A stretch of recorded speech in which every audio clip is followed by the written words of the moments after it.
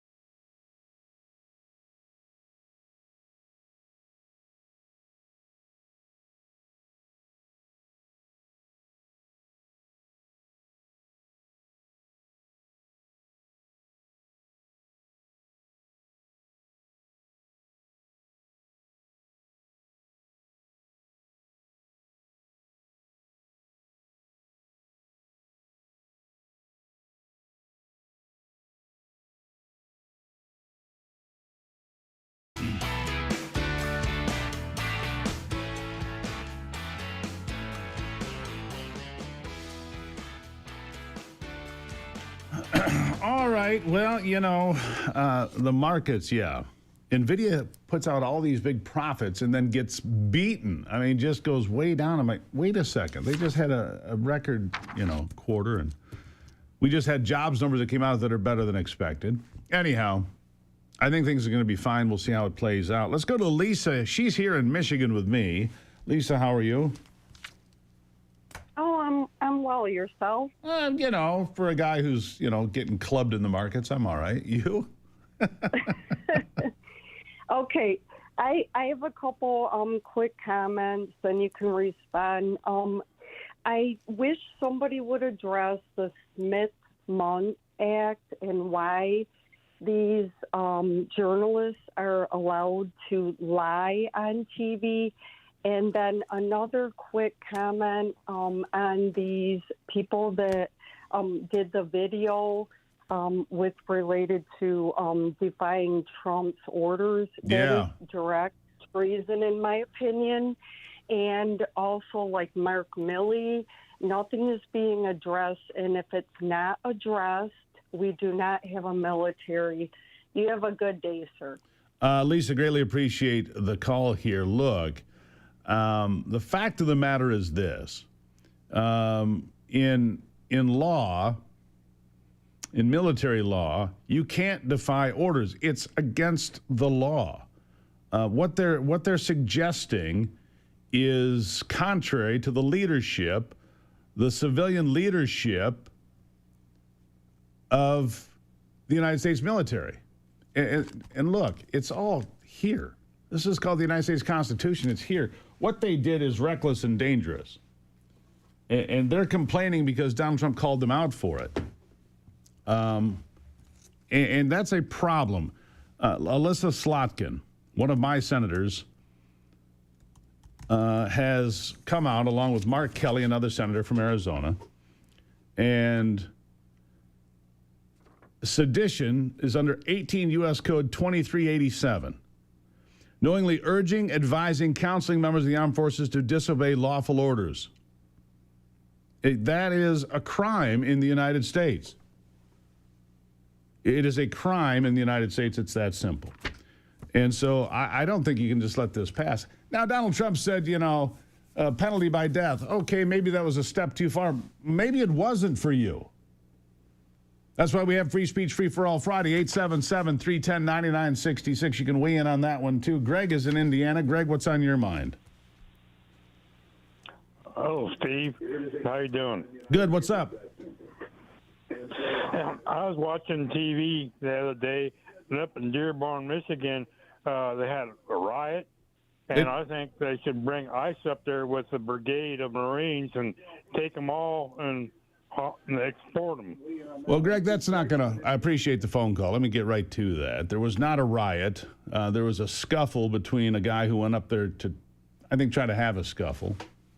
I do. I think his intention was to get clicks and to create some sort of disturbance. It worked. And then there was a lot of back and forth at the city council meetings and so on and so forth. The guy that put together the march, Anthony Hudson, is running for governor in Michigan. He's a Republican. And he said he was treated very, very well. So, therefore, there's some mixed messages coming out of Dearborn. I don't think bringing a brigade of Marines in is going to solve anything, nor do I think it would be very popular politically. I think that what this administration needs to focus on primarily, yes, deport those that are here illegally. Make sure you don't have any homegrown terrorists, because we did have men arrested in Dearborn that were trying to go to Ferndale, another suburb of Detroit, back on Halloween, where they were going to create a terrorist attack. They wanted it to be like the terror attack at the nightclub in Paris or like the one in Miami on gay nightclubs. I'm glad that didn't happen. I tip my hat to the FBI for making sure that didn't happen. But no, I don't think we need to land the Marines in Dearborn at this point. I think that's probably a bit misguided. Doug in Indiana, how are you today? Hey, Steve. Good morning. God bless. Hey, I just got a question.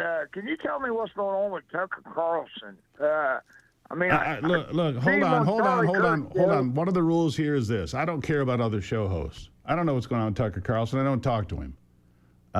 There are a lot of people that have different opinions. That's the great thing about America. You can have opinions. And you, sir, can decide who to listen to and who not to listen to.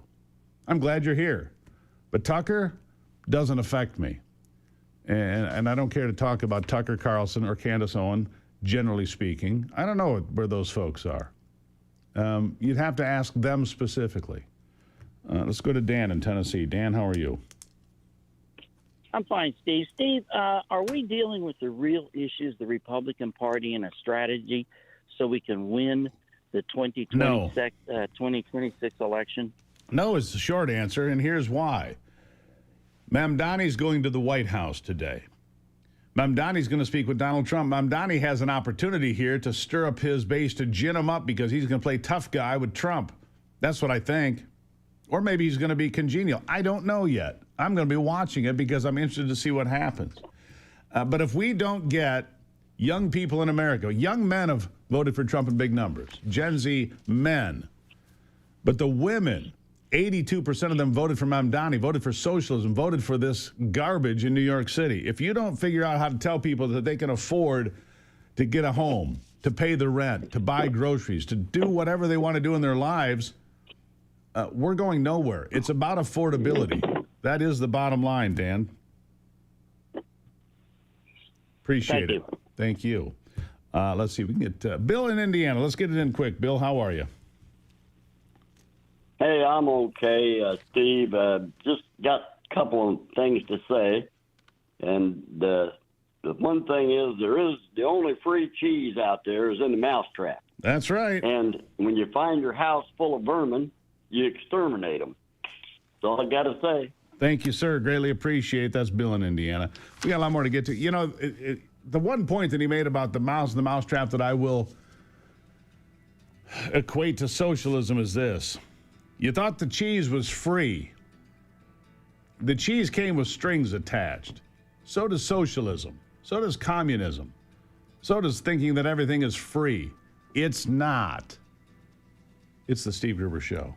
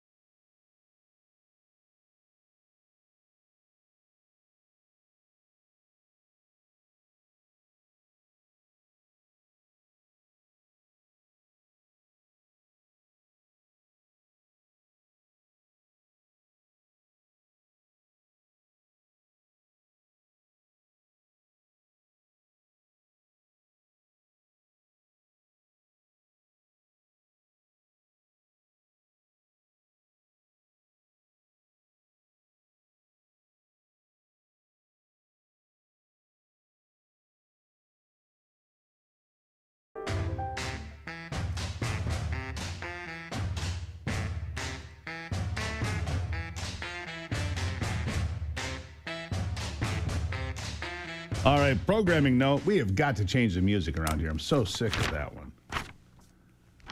Worn out with it. It happens. Let's go to Don in Texas on a Free Speech Free for All Friday. How's Texas, Don? Steve, can you hear me? I can hear you fine. What's on your mind? Okay, Steve, I'm going to say something that I don't think anybody has said, but I believe the Senate is one of the most demonic places we have. And I believe I wouldn't put it past them to have something to do with assassinating of Charlie Kirk, because I wouldn't put nothing past them evil people up there. And another thing is, I think Jim Jordan is a total disgrace. Why? Jim Jordan is letting these judges run wild over Trump taking his powers, and he doesn't even consider having a hearing on this stuff. All right, greatly appreciate the call. You know, I don't like the fact that these judges do continue to run roughshod over the president. But I'll say this. The decision out of Texas on redistricting will get tossed out. It will. The dissent is like nothing I've ever read before. He basically calls both of his counterparts. It's a 3-judge panel, 2-1 ruling. The guy that dissented said that you guys have run afoul of the law. You guys are political. You guys are ignoring the law, and I'm just paraphrasing, but it's going to get tossed out by the Supreme Court. Mark my words. Nick is in Michigan. Nick, how are you today? What's up? I just have a question. I'm wondering, I've been living in Michigan for a long time, and I'm just wondering, certain people can get bridge cards, but not to go to one race. The Middle Easterns are married by the American law. So you got a husband working, and they have 4 or 5 kids, and they're getting free bridge cards. So I'm wondering, is the government doing anything about that? Not to just... I get your point, and I don't think it's just those folks. Here's the game that he's talking about, folks. You got 2 people that are cohabitating. They're not legally married under the law, so one goes and gets SNAP benefits, while the other one, because they're not married, technically not married. Yeah, that's called fraud. I'll be right back.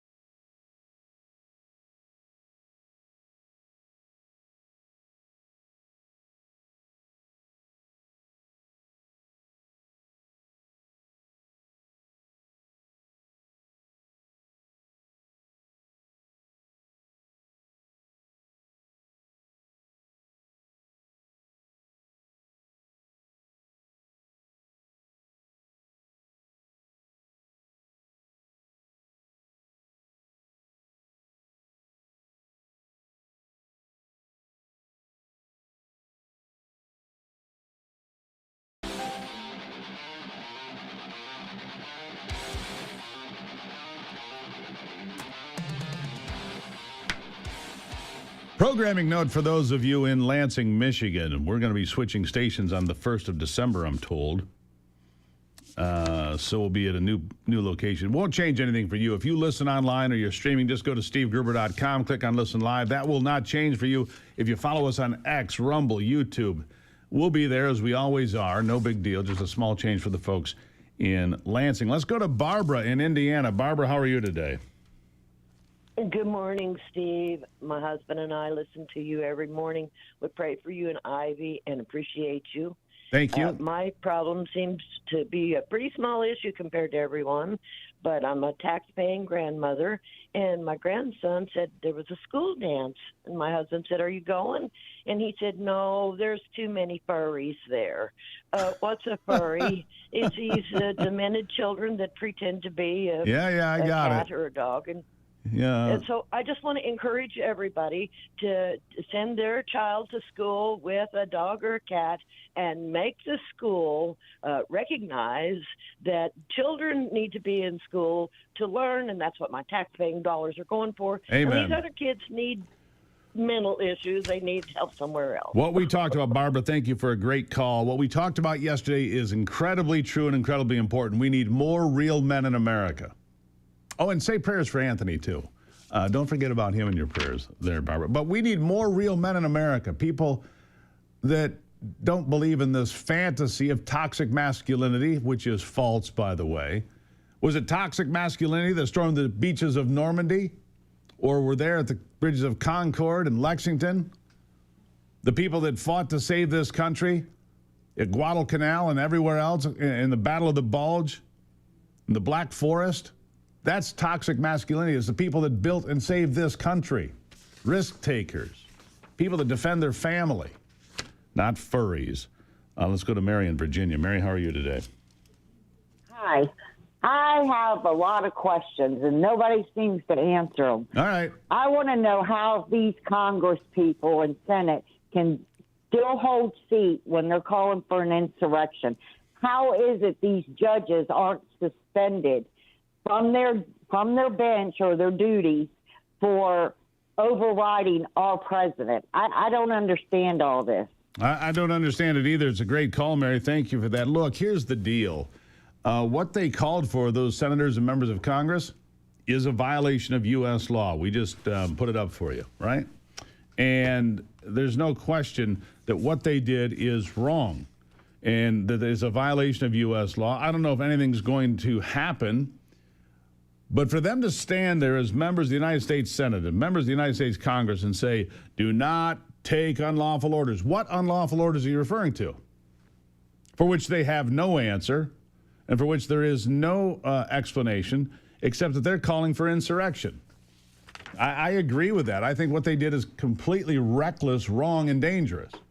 I could not possibly agree more. It was completely out of line, should not be allowed, and there should be questions asked, serious questions asked. Meanwhile, you've got other members of Congress, Democrats, that are texting back and forth with Jeffrey Epstein during hearings, having him feed the questions, and they get a complete pass. You got another Democrat member of Congress who apparently embezzled $5 million from FEMA. She's still in there today. How is that? It's called double standards is what it is. Josh is in Ohio. Josh, how are you today? Good. How you doing, Steve? Man, love you, man. Good. What's on your mind?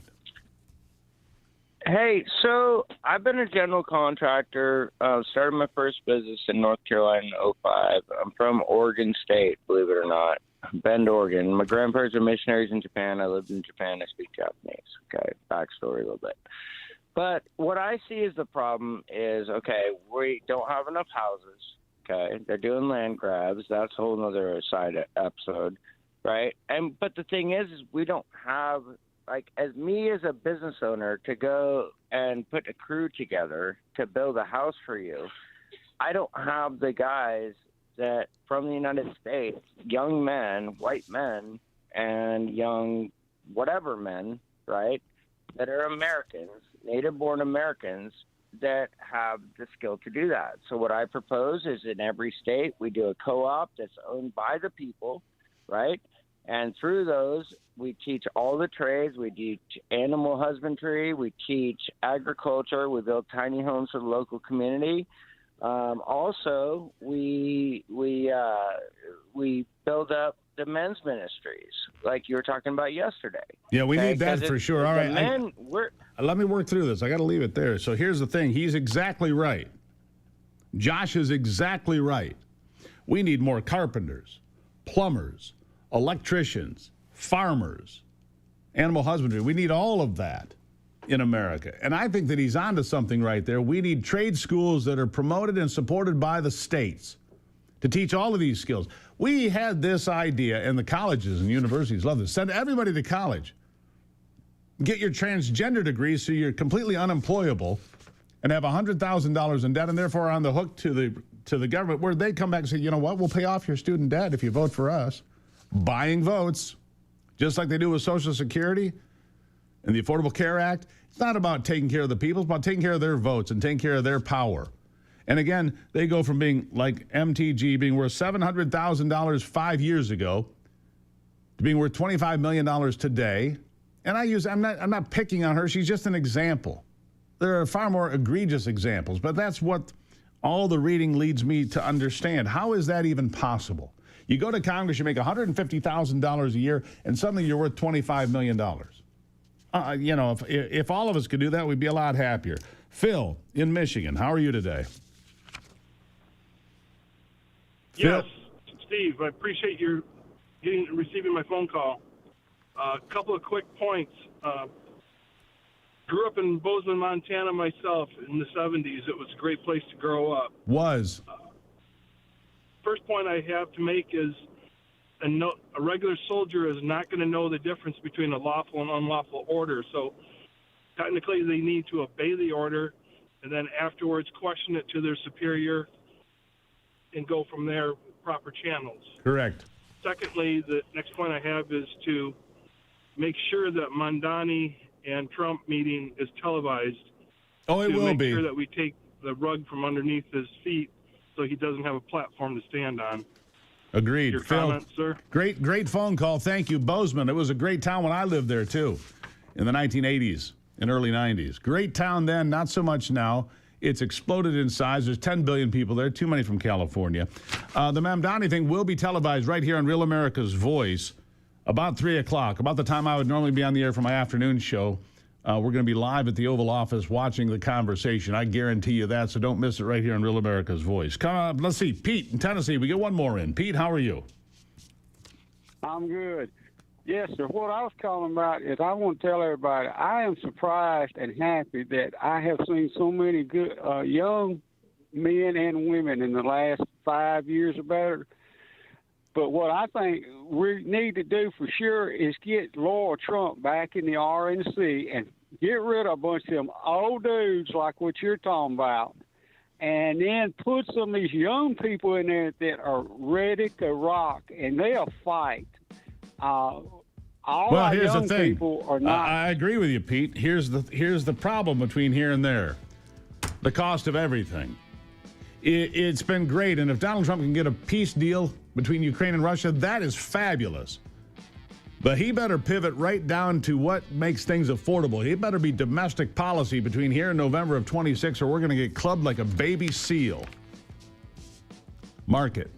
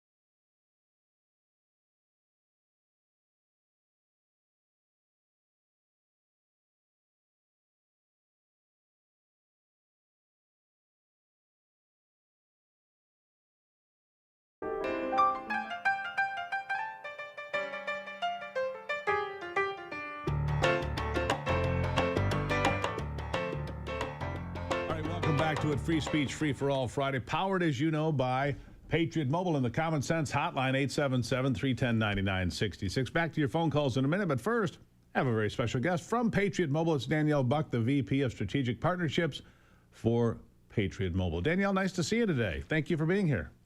Great to be on, Steve. Now, I have bragged on your company for years. First of all, I've used Patriot Mobile for years. I've traveled both domestically and abroad. I've had great service, great results. Love the company. When I have an issue, I can talk to somebody who speaks English, and they live here in the United States. Very special to me. Switching was very easy. It used to be such a pain. It's not a pain, but it's really easy to do. But you guys are also very involved with things that I care about. For 12 years now, you guys have been involved with really important things. And I want to talk about a couple of those things because I brag on you. I want people to know.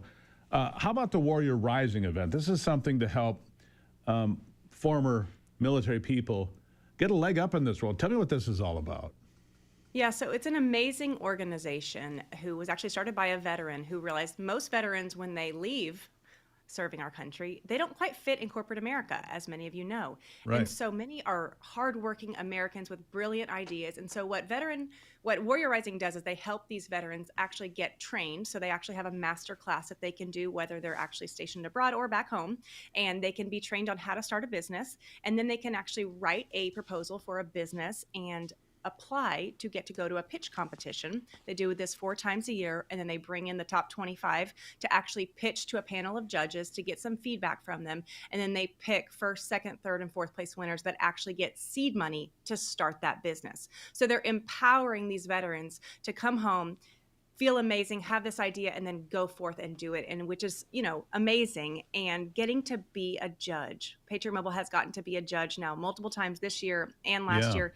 And we just love it because it just is, you can see the life in them come out when they have this idea. They want to bring it to America and to help people, right? They have an innovation or they have something that will help make our life easier. And so it's so awesome to get to help these veterans in this way.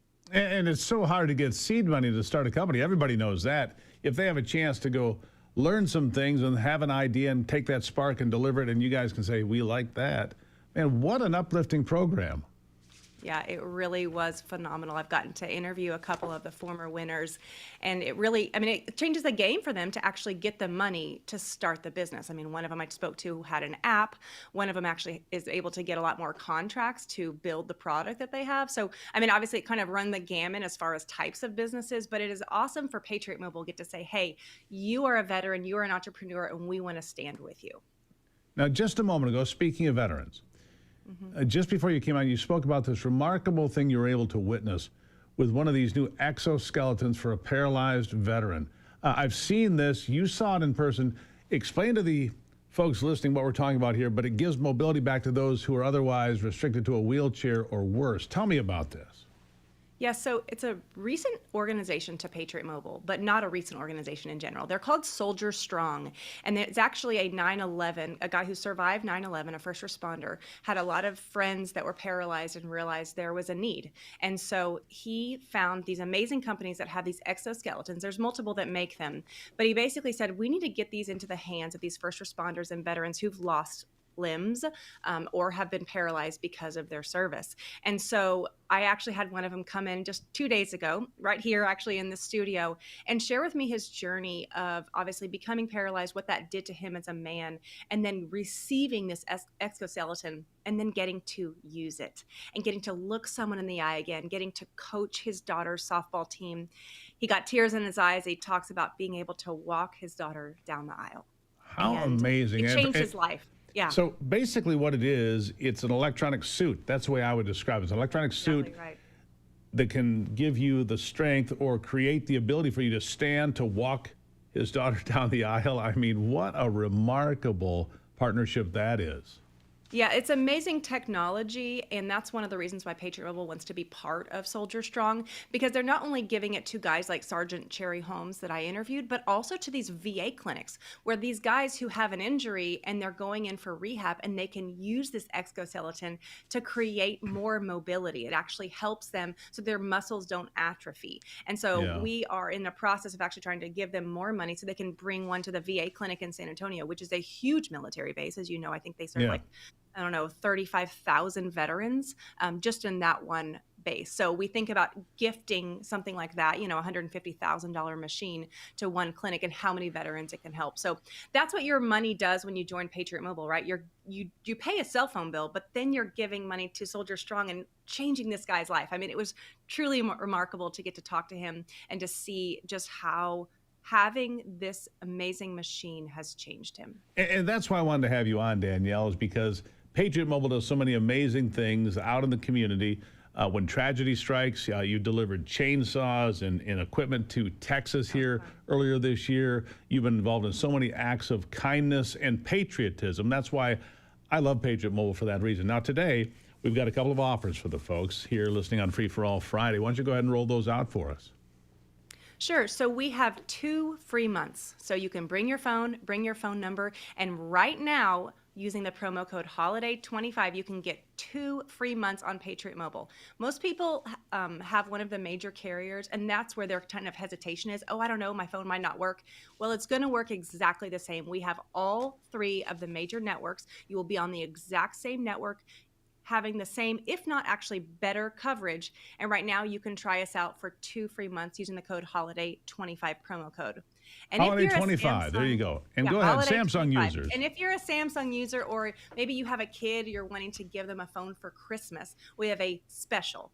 It is a Samsung A16 phone that we will give you for free if you use the code Friday25.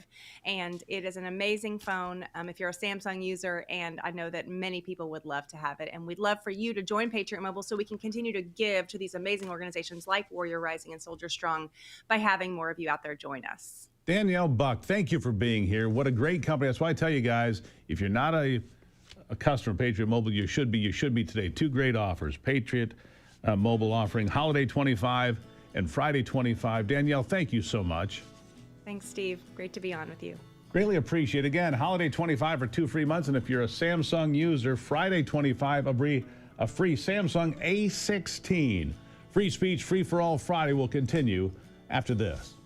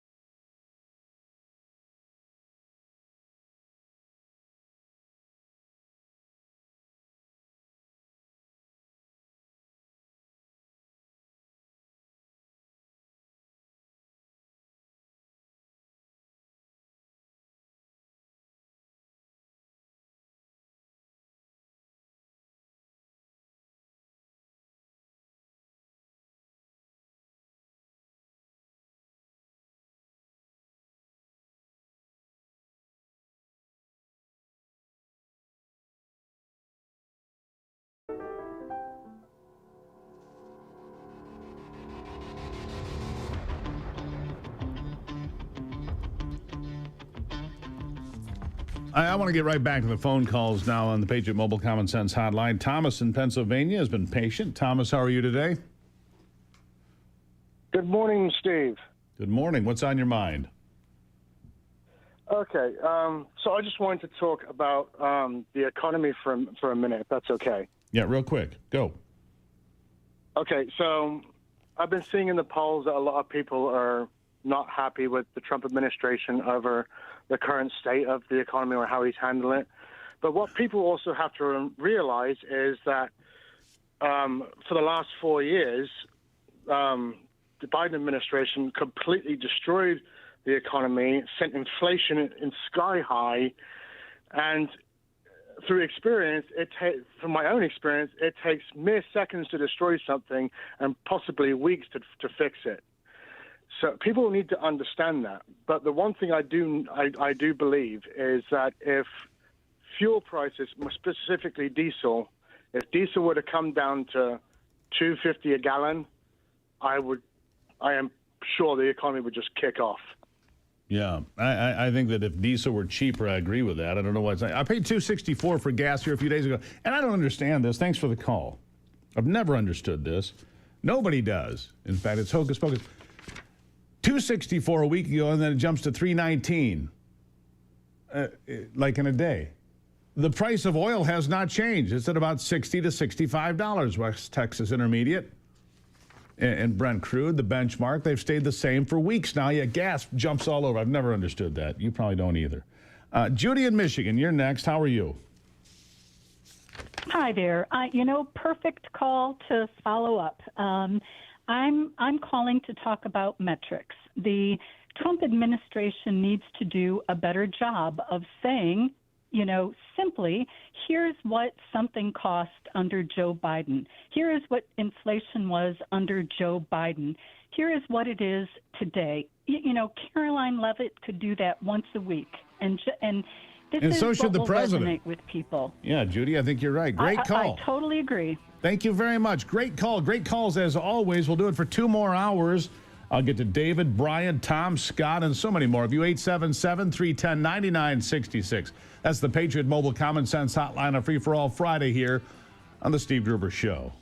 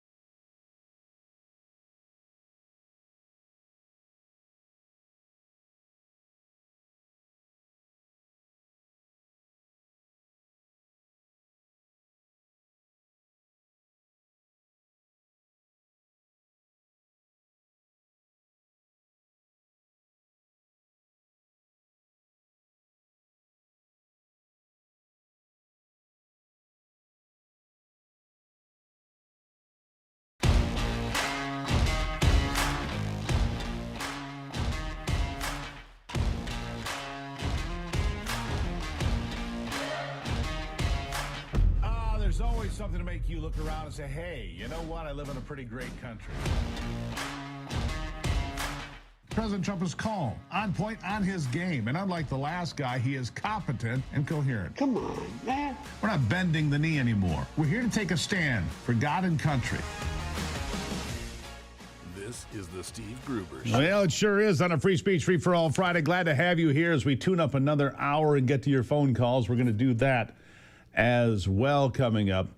We start with this, the big three things you need to know this hour. Number one, President Trump not invited to Dick Cheney's funeral in Washington yesterday. I'm pretty sure I can speak for the president when I say he could not possibly care less. Number two, affordability remains top of mind, and so does the rough week on Wall Street. There was a lot of more bloodletting Thursday and again today. Crypto in the toilet. How are you feeling about that? And number three, Free Speech Free for All Friday is, of course, powered by Patriot Mobile's Common Sense Hotline, 877-310-9966, 877-310-9966. I want to get to all of that, but first I want to get to the Epstein files. When Donald Trump said, sure, I'll sign it, and he did, and the Democrats should have had a deep swallow right there, like, uh-oh, what does he know? Well, he knew that Larry Summers, the former Secretary of the Treasury under the Democrats, former chief economic advisor to Barack Obama, president of Harvard, was in deep trouble because he had a long ongoing relationship with Jeffrey Epstein. In fact, he celebrated his honeymoon on Epstein's Island, among other things. And here he is, by the way, I got a little clip of him addressing his class at Harvard, saying, I have to retreat now, I have to go hide. Listen. I think the prospect of Donald Trump being president would be the gravest threat to our prosperity, our security, and our freedom in my adult lifetime.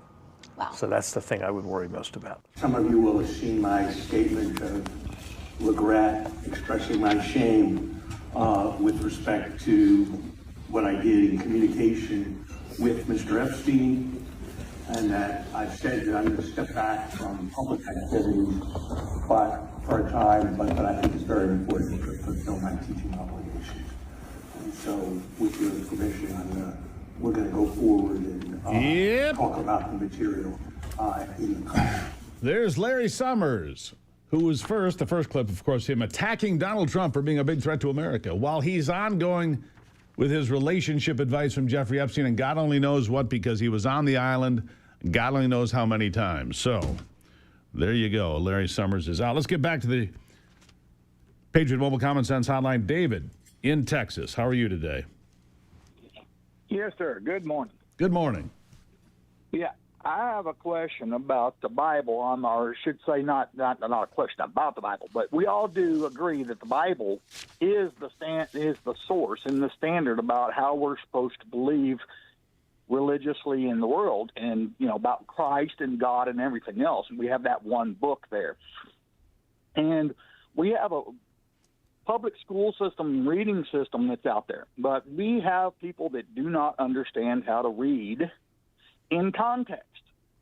And what we're doing is we have people out there that are preaching these things in the Bible that have, and saying that they have not come true, especially like Daniel and things like that. And they're relating to the Jews returning into Israel and having the temple rebuilt in Israel when they pull up Daniel. But the problem is Daniel already happened, and it happened for a purpose. And we're reading a history book, yet people are taking it out of context and making it as if it has not happened and using it to make everybody believe that what we're seeing that started in 1948 is the exact same thing that we read about in the Bible in the Old Testament and the nation of Israel being put in place. But God had that situation there temporarily.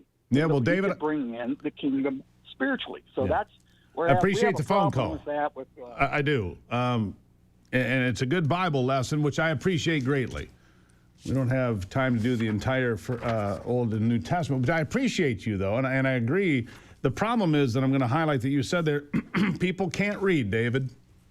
There's your problem. People cannot read or do not read. Look at our test scores. Brian from Iowa, how are you today? How are you today? I'm good. What's on your mind? A few quick things. Go.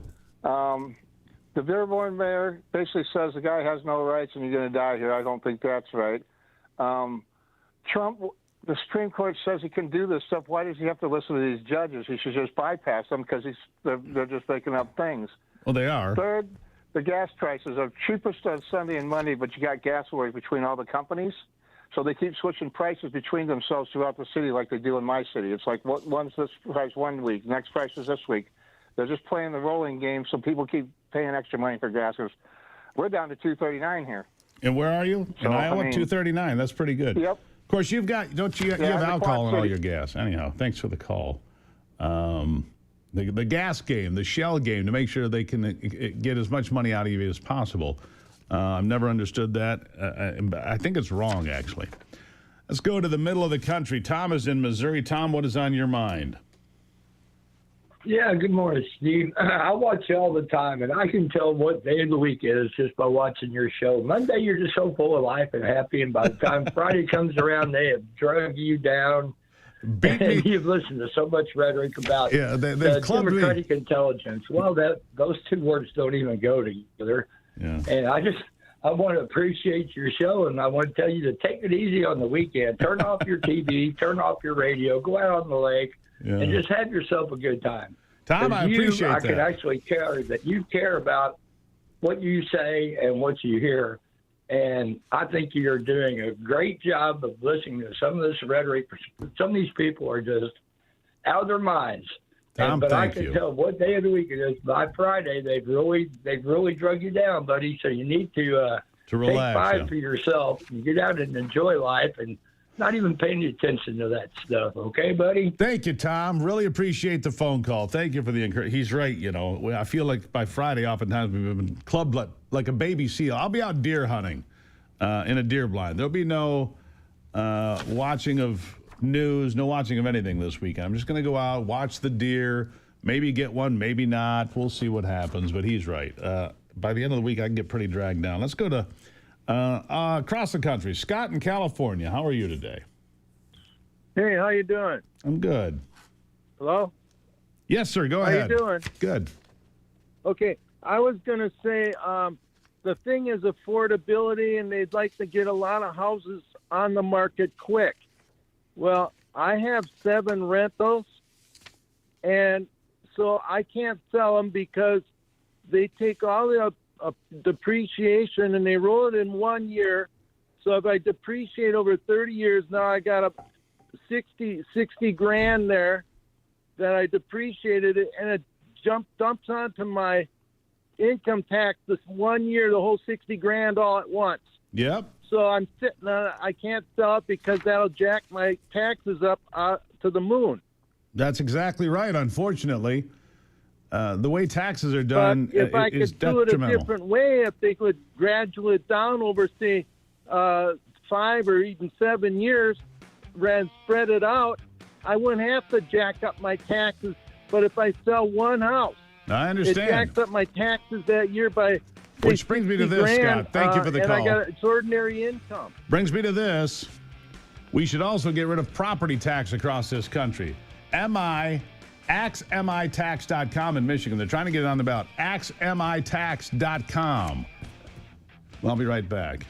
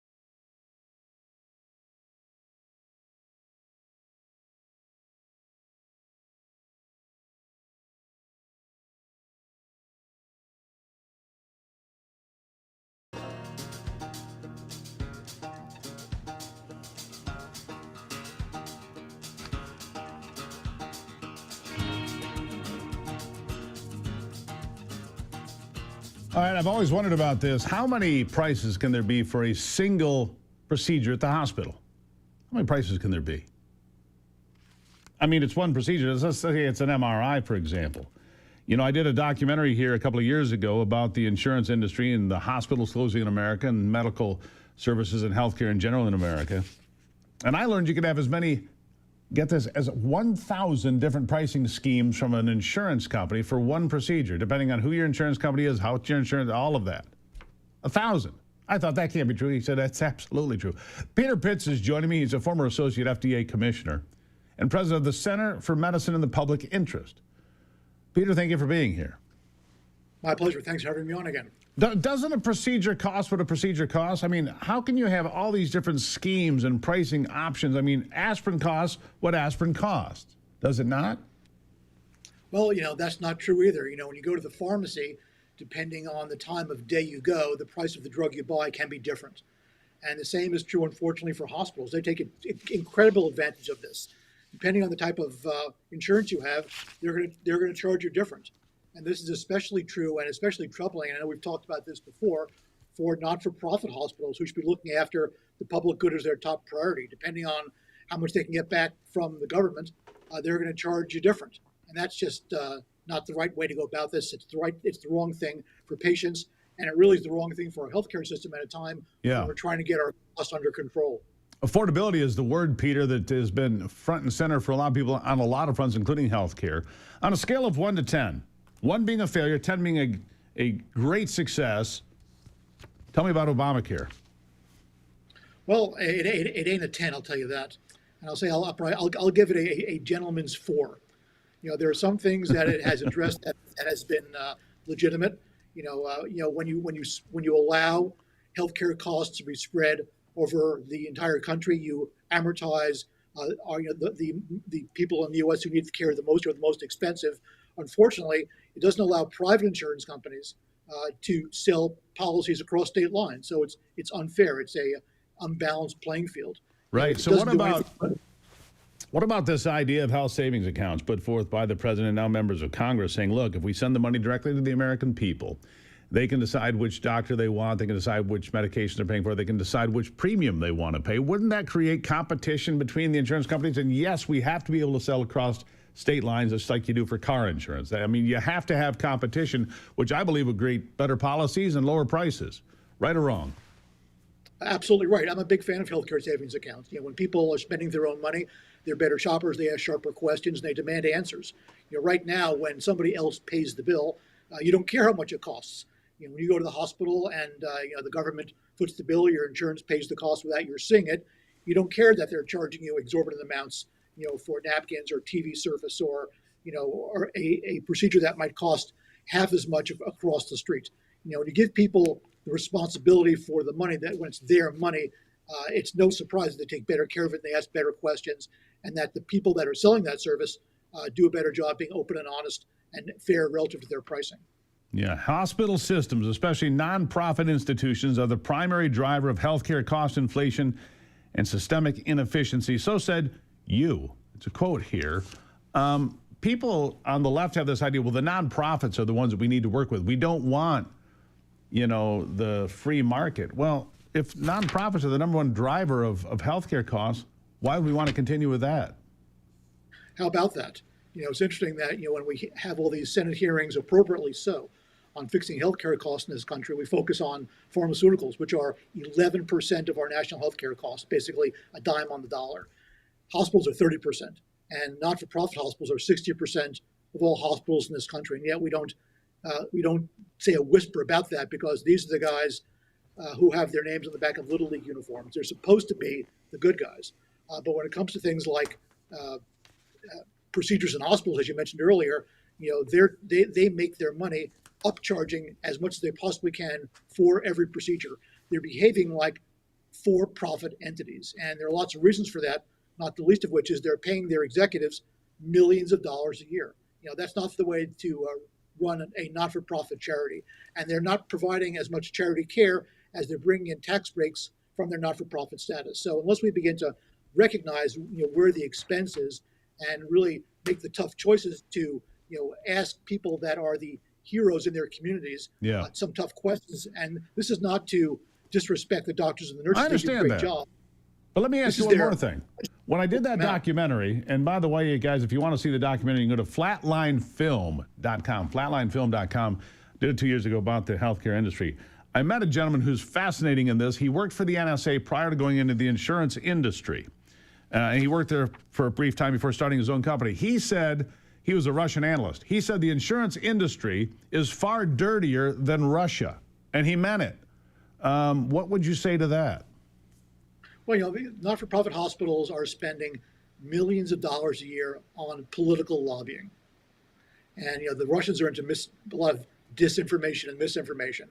But, and I don't really want to compare the two. But, when hospitals are spending money lobbying members of Congress, lobbying their state assemblies to make sure that they don't have to be, more transparent in their undertakings, what's wrong with this picture? Yeah. We need to clean up our act, and we need to give people some different options, and it's urgent. It's acute. An acute need, as they would say at the hospital. We have a problem here. Peter Pitts, greatly appreciate you being here. My pleasure. Thanks very much. Thank you very much. Greatly appreciated. By the way, if you want to protect your health, protect your brain with NeuroGuard Plus. Stop concussions before they happen. Dr. Michael Hutchinson in Traverse City, Michigan, has patented a mouth guard for athletes in all sports, and using this mouth guard will cut concussions almost completely. Less than 0.26% of the people who wear this mouth guard ever get a concussion. It will also increase your strength and your speed by up to 16%. And you don't have to believe me. They studied it at Michigan State and Wayne State, and they certified the results of the NeuroGuard. Anybody you know who's playing a contact sport, including women's basketball this time of the year, a lot of concussions. NeuroGuardPlus.com. Use the promo code Gruber. You will save 10%. Go check it out. Keep your head in the game with NeuroGuardPlus.com. I'll be right back.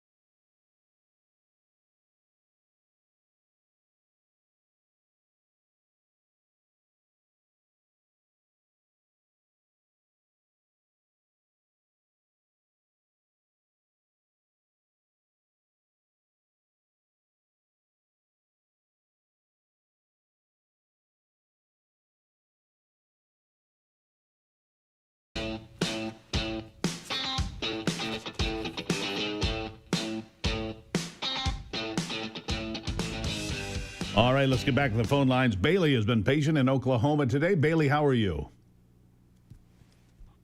I'm doing better now. Good. What's on your mind? How are you? I'm good. Go ahead. I want to know more about what's going on in our, it's bad to say this, but what's going on in our All right, hold on. Just set him on hold for a second. We need to move a little bit quicker here. I'll get back to Bailey. Sue is in Wisconsin. Sue, how are you today? Hi, Steve. Good morning. Good morning. How are you? Are you there? Yeah, I'm there. Go ahead. What is going on? Go ahead. Okay, I'd like to make a comment about our legislature's members who made those insurrectionist comments. Yep. I saw Mr. Gilliam on Leventhal last night, and he had the perfect solution. He said these are all ex-service members, officers, and he said that they could be recalled into the service at any time, and he's seen it happen many times, and then they can court-martial them. and I agree with him wholeheartedly. Well, that would be 2 out of the 6. The other ones were like CIA analysts or other stuff. But that's interesting, Sue. Interesting comment. Interesting point of view. We'll take that under advisement. I see Mike is in Virginia. Mike, how are you today? Hey, good morning, Steve Gruber. How are you? I'm all right. I'm a little concerned with Mike Johnson saying that he's afraid that release of the Epstein files will make sure we don't do permanent damage to our political system. What would be the permanent damage? I can understand temporary damage, but why does he think it would be permanent damage? I didn't hear that comment, so I'm just going to say I don't know what he meant by that. Permanent damage is going to come to people who were doing tawdry things, inappropriate things, possibly illegal things. Larry Summers, for example. Bill Gates on the list. Bill Clinton 27 times on that jet. Yeah, that would be permanent damage, right? Maybe it's good damage. Well, to them, but not to our system. But, I mean, that is the quote. He's worried about permanent damage to our political system. It sounds like we'd all lose faith in everybody up there, and they're all being blackmailed. But where's Pam Bondi on this, other than now she's been required to release these files in the next 30 days?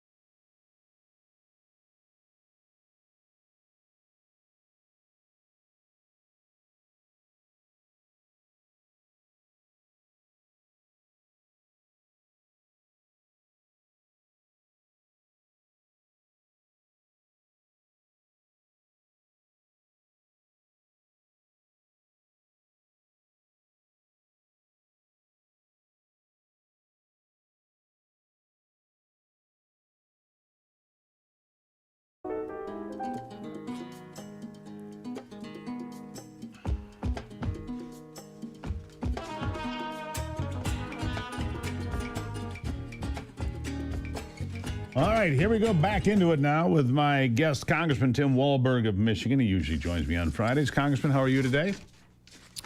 Well, I'm doing very well today. Hope you are. I am. A lot going on in Washington. Mamdani will be in the Oval Office. That should be interesting today, to say the least. Trump has signed a release of the Epstein files, whatever that turns out to be. Not good for Larry Summers, I see, the former Treasury Secretary, having to go into the shadows and hide. I think that might be true for some other folks as well. But you've got some other things that are going on at your subcommittee on communications and technology. And here's something you said. Students, families, small businesses rely on internet connectivity every day. We can't allow rural America to get left behind in today's digital age. I agree with that. Starlink, wouldn't that be the solution from our friend Elon Musk? That certainly could be one of those solutions, absolutely. There are plenty of solutions out there. We just have to make sure that the dollars are there and the mapping is done properly, and we know where Wi-Fi connections are hooked up, and just don't give that to the major cities. We need to think of all of the people in the rural areas of this country, and in fact, there are places right now that have no capabilities at all, and yet we're upgrading opportunities in some of the places that already have it. And that's what we're looking at. We want to build up the connectivity and the usefulness so everybody has a chance to hear what everybody else has and use the communications tools that are most important, especially when we think of education with AI and all of the good that can be done, as long as we keep that moral human touch on it and keep the government out of super regulation as well. When we get into all this, you know, it concerns me. Maybe privacy is a quaint thing from the past. You know, back when we had rotary phones and everybody wasn't in everybody's business, we didn't have social media. And I say that because now, just yesterday, I see that Jim Jordan, one of your colleagues, the Biden administration subpoenaed his phone records for years in part of their Arctic Frost deep dive into everybody's, you know, information. It concerns me when we're all so connected, and I agree with you, we need digital connection out there, but what do we do about protecting the privacy, protecting the members of Congress from an overzealous intelligence community, for example? Well, for instance, that's a bill that hopefully will be coming up in Energy and Commerce Committee soon, my bill, COSA, Child Online Protection Act. And we want to make sure that adults understand that they have to make some decisions on their own, buyer beware type mentality, but the kids need a little bit more protection. But across the board, we shouldn't allow the invasion of privacy without following the legal requirements that are there. Jim Jordan, his phone records, probably they looked into mine to some degree because Jim and I have spent time on the phone together. And so probably Arctic Frost picked up my phone number in Jim's, and who knows what else went on. But that came from a runaway government, and that's why we have to have some stipulations in place to make sure those don't happen again. And we need to make a statement about an administration, the Biden administration, and people like Smith and others that were willing to do what was necessary and look the other way, Brennan and the likes.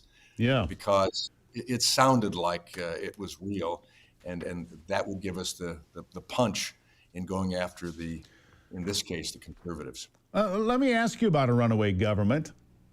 A tape comes to mind that included Alyssa Slotkin and other members of Congress, senators and members of Congress, telling the military to ignore unlawful orders. Of course, they gave no example whatsoever. They are openly telling the military to ignore the commander-in-chief, to ignore the secretary of war, to ignore lawful orders.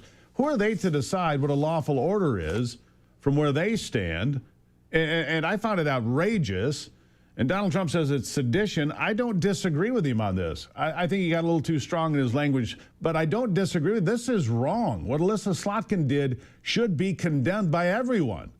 What Mark Kelly did should be condemned by everyone. Everyone on that tape should be called to account. Your thoughts? Well, we're all in our delegation taking a very strong stance against what Alyssa Slotkin did. She's our own Michigan delegation member. It was horrific. It was wrong. It was frustrating to see an individual who ought to have a better concept of what the rule of law is all about to stand up and, at the very least, be an insurrectionist in her own right. I mean, here are the same people that since 2020 have decried President Trump for allegedly promoting an insurrection, forgetting the fact that he told the people to go to the Capitol, speak strongly, but do it peacefully. Here, this lady, a senator who will soon be our senior senator from Michigan, is standing up and saying to troops, disregard the orders that you give. If you, basically what she's saying, if you think they are illegal, that's up to their commanders to decide that at the very least, not for the troops themselves. And what this does to the morale, the function of the military, our law enforcement officials, it's incredible that she would step up. And I hope that when she comes up for re-election, we remember this. This isn't a mistake. She did this intentionally with several other members of Congress, committing at the very least an attempt for insurrection, to disregard the commander-in-chief and his lawful constitutional right to lead the military and law enforcement. Yeah. And so I've got members of the military. One just texted me just right now saying he will lay money that there'll be members of the military now that think that they have a green light to disobey orders. You don't. You will be thrown out with a dishonorary discharge. Good luck, working at the carnival, because that's the kind of job you'll have left available. What they have done is foment a coup. I don't know how else you would look at it, Congressman. Well, that's what they were saying without saying it. And if you remember, as you watch what they said, they didn't give any specifics of anything unlawful or unconstitutional. So if they can't do that, then shut their mouths. Yeah, I agree with that. I think it's just wildly reckless and dangerous. I mean, we're at a volatile time in America, and for them to do that, and for Mark Kelly to sit out there and say, well, I'm doing the right thing. No, you're not. Well, remember also, the administration that they supported, Joe Biden, told illegals from other countries to do illegal things, to come into our country. I mean, they told our Border Patrol agents not to arrest them. I mean, that is what Alyssa Slotkin ought to be talking about. When the government tells people to do illegal things or tells them not to do what they should do legally. And we have the results of that with all of the criminal element, the cartels that are in this country, the human trafficking, the sex trade, the fentanyl that's come in here because of the Biden administration that allowed illegal things to happen and kept legally authorized military and law enforcement officials from doing their jobs. Yeah, it's incredible. It is. There are adjectives I could use, but it's a family program, and I'm going to restrain myself. Apparently, Alyssa Slotkin's not capable of restraining herself. Congressman, thank you for being here. Well, thanks for outing this issue, and it's an important issue. It's not just political. It's not partisan. This is American, and they've walked away from America's principles. Amen to that, sir. We'll talk again soon. Congressman Tim Walberg from Michigan. We'll take a break and be right back. It's the Steve Gruber Show.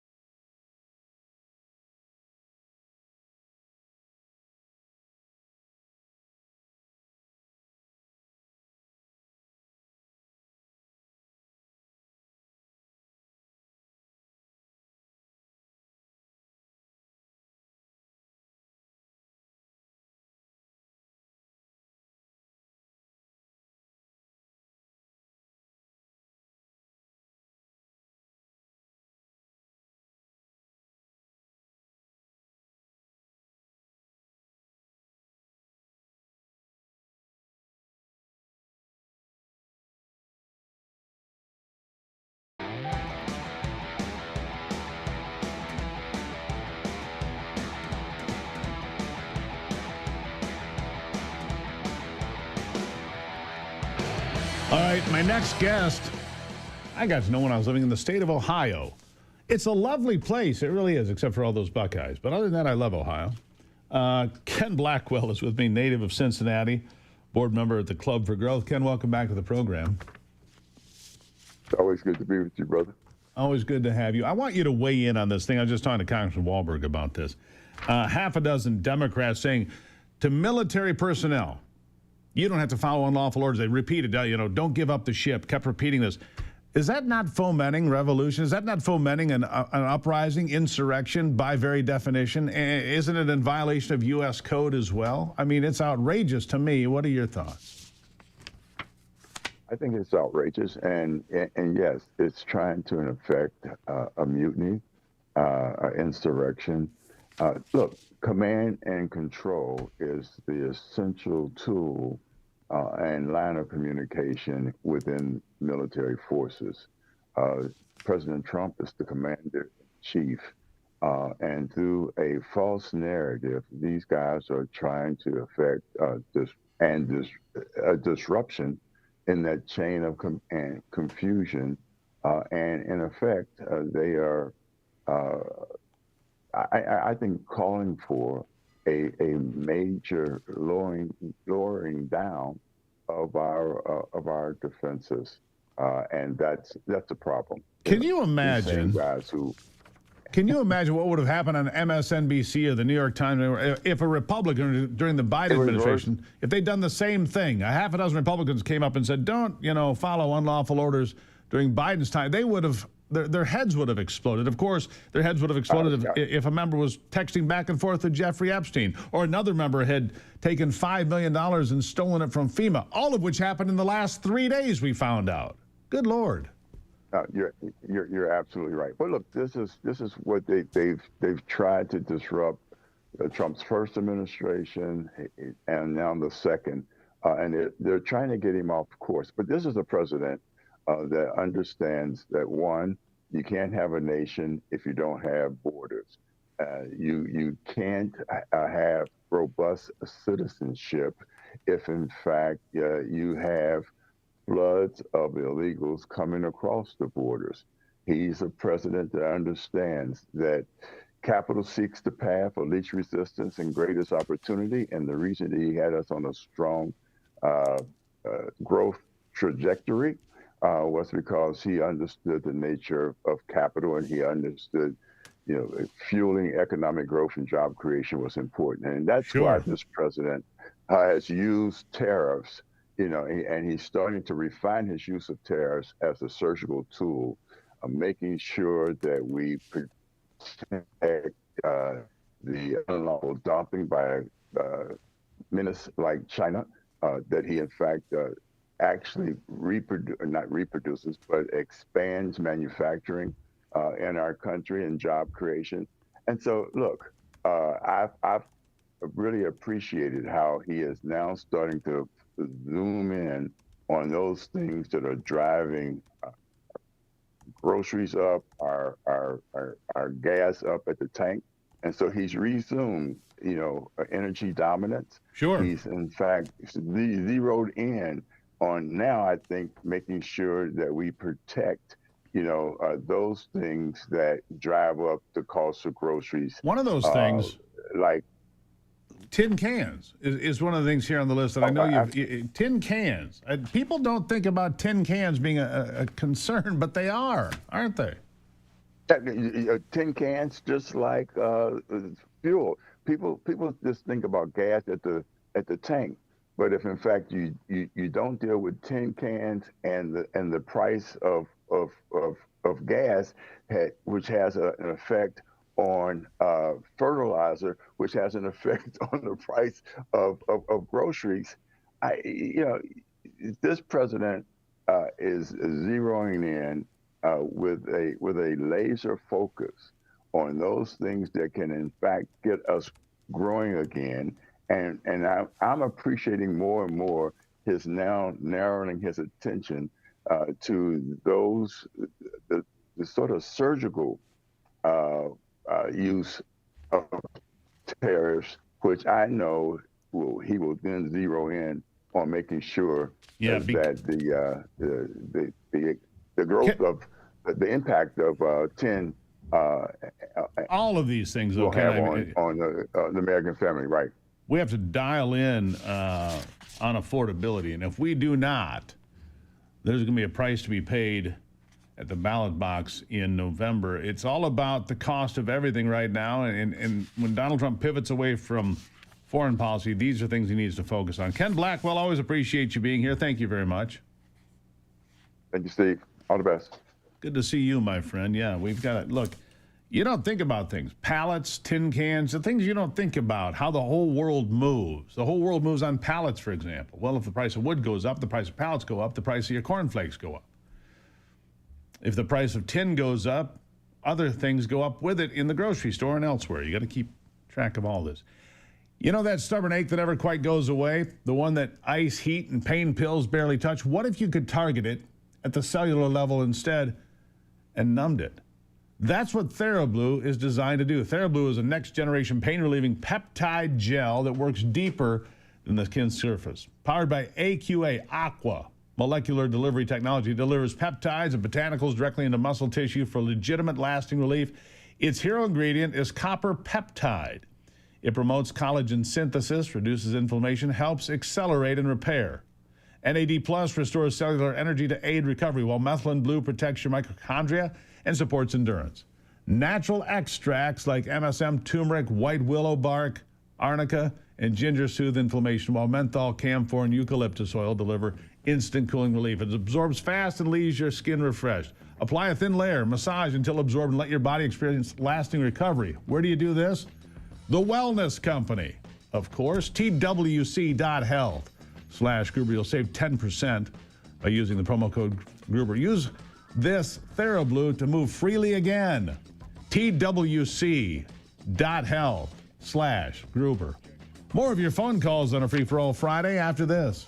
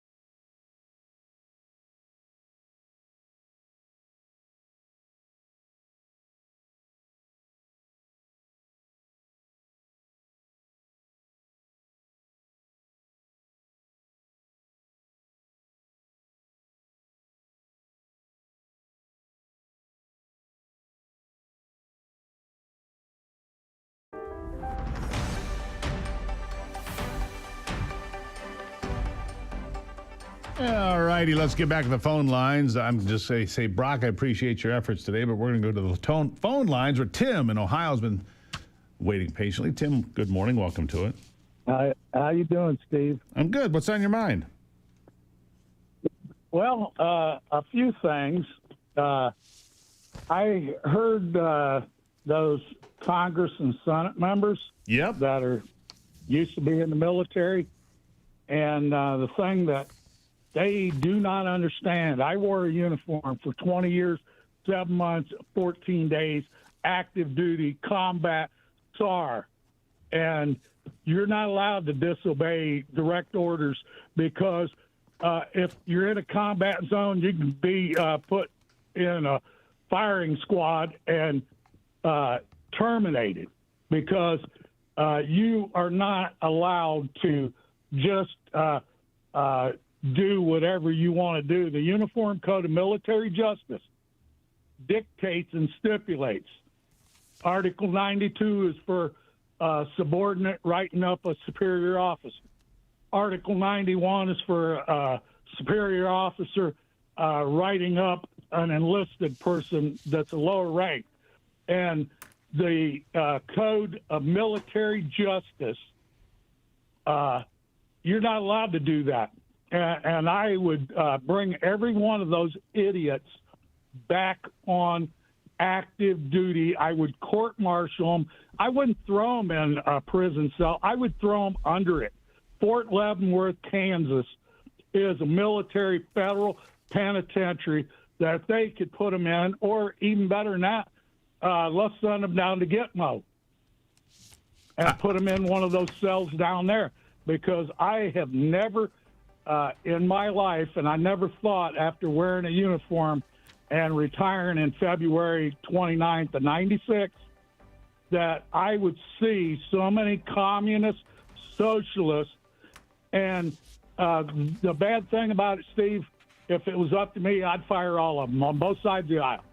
Tim, and great I would, phone call. Let their replacements, that their governors or whoever appoint, I would tell them straight up, you are going to do what you're supposed to do and not what you feel like doing. Tim, thank you for the call from Ohio. Great phone call. I let him go. 20 years, 7 months, 14 days. He knows what it's all about. It's the Steve Gruber Show.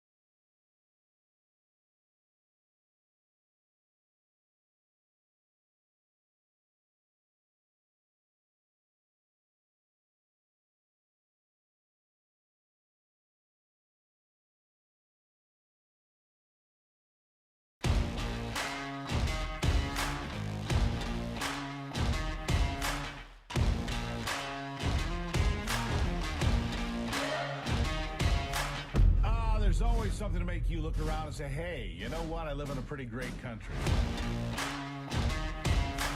President Trump is calm, on point, on his game. And unlike the last guy, he is competent and coherent. Come on, man. We're not bending the knee anymore. We're here to take a stand for God and country.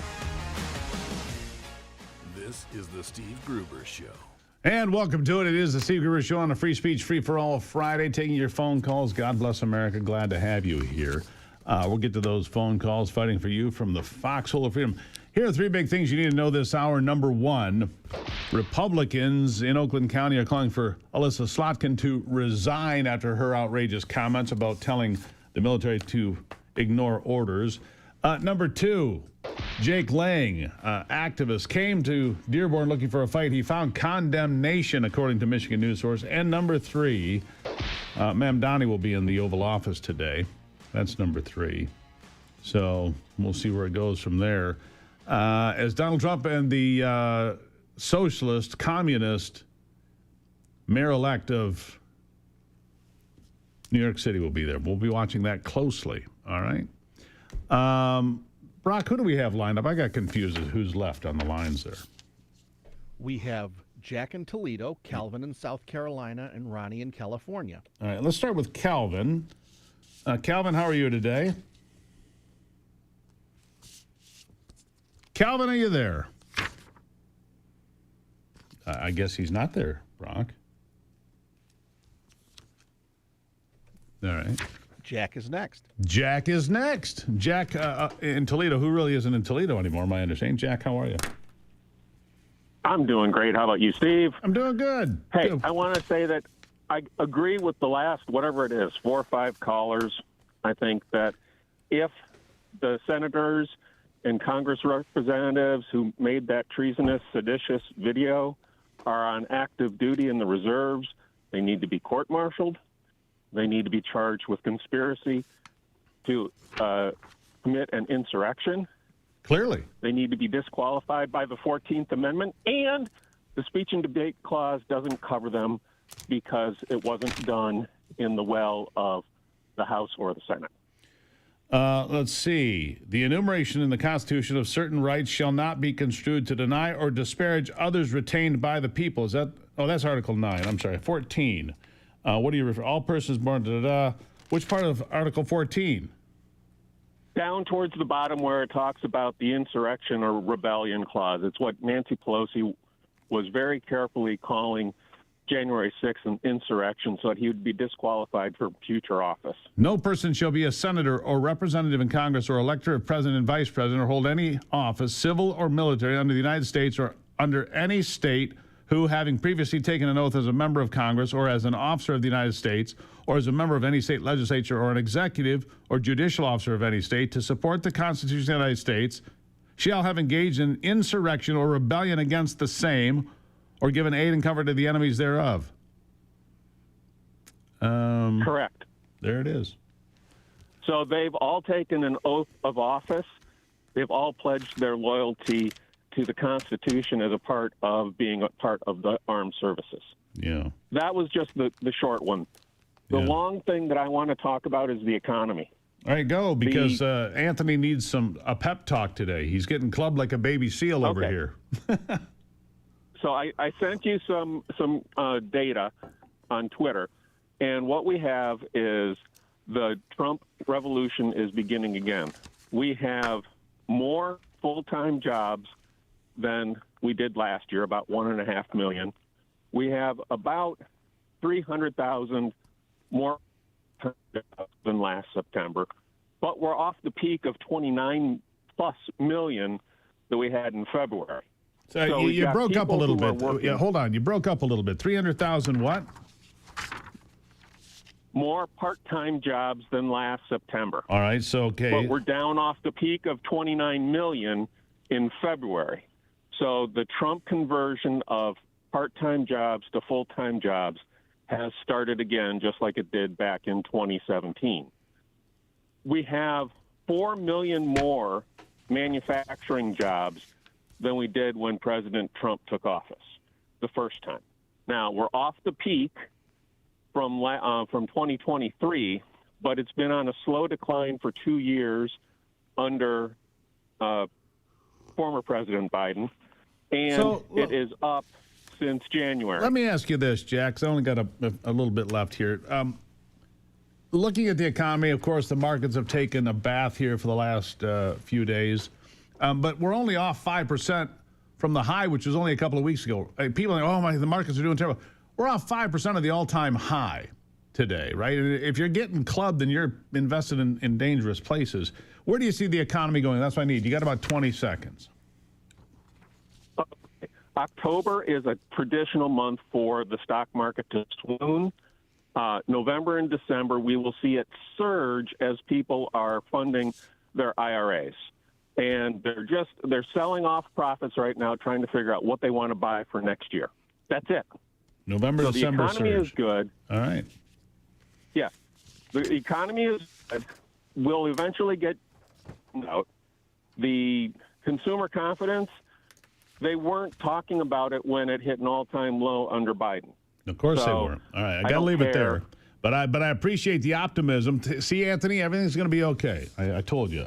Jack, as always, thank you for your very sober analysis of the economy. Does a great job, and I appreciate it when you call, sir. Thank you for that. All right, so I need to get to this. Jake Lang, who's been on this program, he was a J6 prisoner after all that.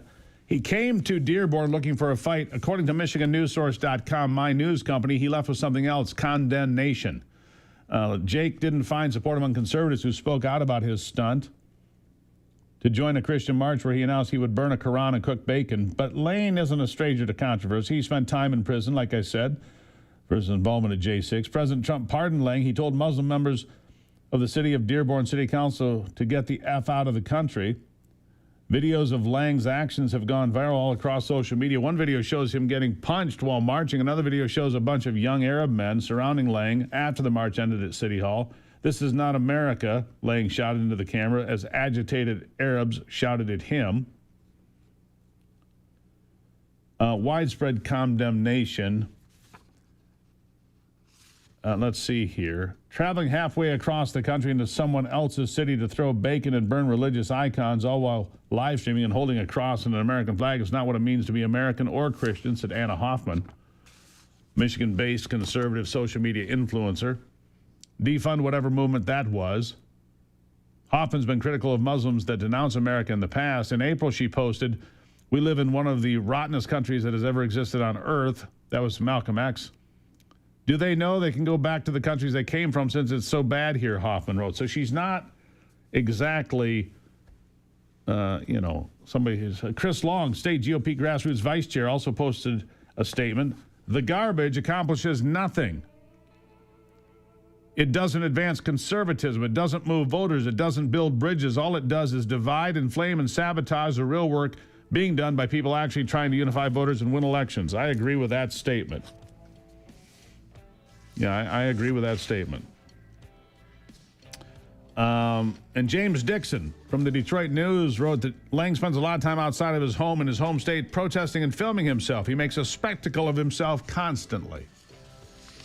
I agree with that as well. And that's why he's not on the program. I'll be back.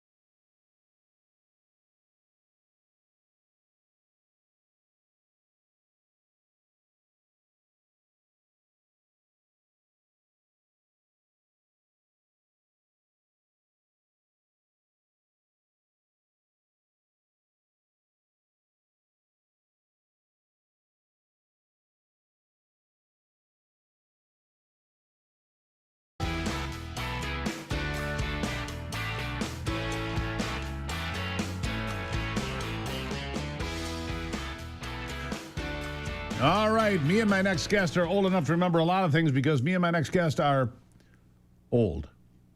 He is the best-looking, most accomplished lawyer in the history of lawyers, but he is, just like me, old.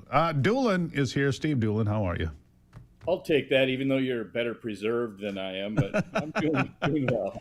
Preserved, because I drink 12 gallons of coffee every morning and a few other things. And sometimes I like bourbon. I'm just going to tell you something. I know you don't drink, but sometimes I do have a bourbon. I'm not 21 anymore. I don't act like that, but good Lord.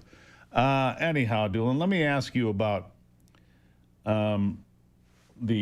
amendment were we reading here? It's the 14th Amendment, the United States Constitution, about insurrection and calling for insurrection. And Alyssa Slotkin and Mark Kelly and 4 other Democrats coming out and telling the President of the United States, or excuse me, military people that would listen to the Commander-in-Chief, the President of the United States, or the Secretary of War, don't follow unlawful orders. Of course, they give no examples here.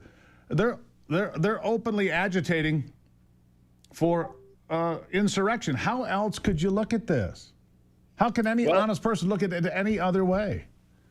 Okay, putting on my lawyer hat, there it is. Definitions matter, right? So insurrection includes violence by definition. Refusing to follow an order is not insurrection. Refusing to follow a lawful order is mutiny, which is different from insurrection, has different elements and different punishments. And seditious conspiracy is encouraging insurrection. Okay, so it's seditious conspiracy then. It's not an insurrection because they didn't do that, but they did tell them not to follow lawful orders because they didn't have any unlawful orders, for example, right? Go ahead.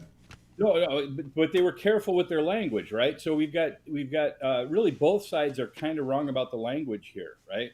So what they said was you have a right to disobey unlawful orders, which is absolutely correct. Ever since the My Lai massacre in Vietnam, U.S. troops have been trained in not following unlawful orders.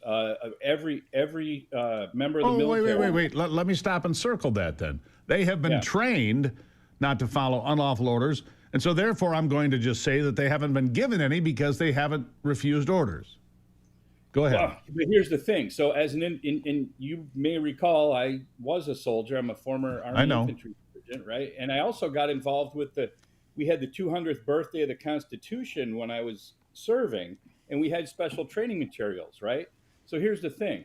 An unlawful order means it violates the law of war, the rules of warfare, not violates the Constitution. We've got the Supreme Court to figure out what's constitutional and not, and they still haven't got it all figured out 250 years later almost, right?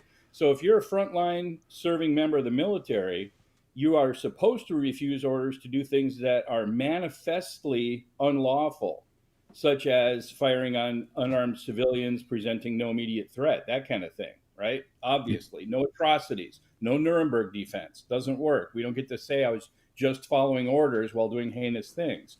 Perfect, fair. But you can't task a frontline troop with figuring out whether, like, say, the entire action is unconstitutional or not. Right. I mean, how can you task a young soldier there with a rifle in their hand in a maneuver, wherever they are, to say, oh, that's an unlawful order, I'm not going to follow it on the battlefield? Then what? It's risky for the individual military member because the only way to find out is to refuse the order and then raise this as a defense at your court-martial. Because you will be court-martialed. Yeah, because that's mutiny. Let me apply this to what's happening. We're talking about the 21 attacks, I think, on drug boats in the Caribbean and Eastern Pacific, right?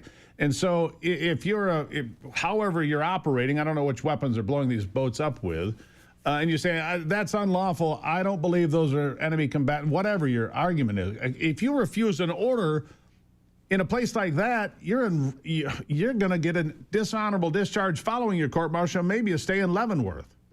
Well, there is a way to handle it, too, right? There's a chain of command, and there are lawyers. There are way more lawyers in the military than there used to be back in the old days. Great. And so just what we need. There are lawyers at lower levels than there used to be. They used to be only at division headquarters.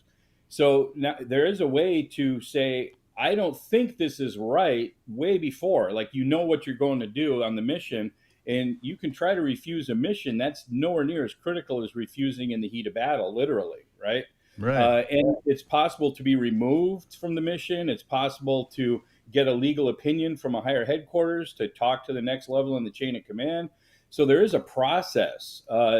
We're not the Roman Empire here for serving members, right? They have access to counsel. They have a right to counsel. Sure, but let me ask you this. As a veteran yourself, have you ever seen such a thing? Is what they did, Alyssa Slotkin, Mark Kelly, senators, plus members of Congress, is what they did over the line? Did they cross the line? Did they do something right or wrong? Technically, they're correct, but they're also technically correct in the same way that Huey Long was technically correct when he accused his opponent's sister of being a thespian, right? So he used that term on purpose during speeches because he knew his illiterate audience didn't know the difference between thespian and lesbian. And his opponent's sister was, and he also knew there was an irrational prejudice against lesbians in his voting area, right? You know, Huey Long, the Kingfisher, the old political boss. Louisiana, I got it, right. Right. So what he did was technically correct when he walked out there and said, my opponent's sister is a known thespian in New York. Well, it turned out she was a Broadway actress, so he was technically correct, but he was also misleading, right? So what I think they're doing is they're misleading, they're trying to create mistrust, they're trying to create trouble for sure, but they're technically correct in what they said. And then President Trump's also incorrect because there's no death penalty for what they said. It's not even possible. Even if they were convicted, they're looking at 20 years max, right? I looked it up just to make sure. So we've got people on both sides are really not. Let me just, we got about 15 seconds left. Is what they did as sitting senators and members of Congress right or wrong, in your opinion? Just your opinion, not legally. It's wrong. They're trying to sow dissension among the ranks. That's what I needed. What they're doing is wrong. Doolin, you're still the best-looking lawyer despite your age. Your talent is unfathomable. Thank you for being here. Thanks for having me, Gruber. Greatly appreciate it. Okay, what they did is wrong. Maybe legal technically, but wrong. I'll be back.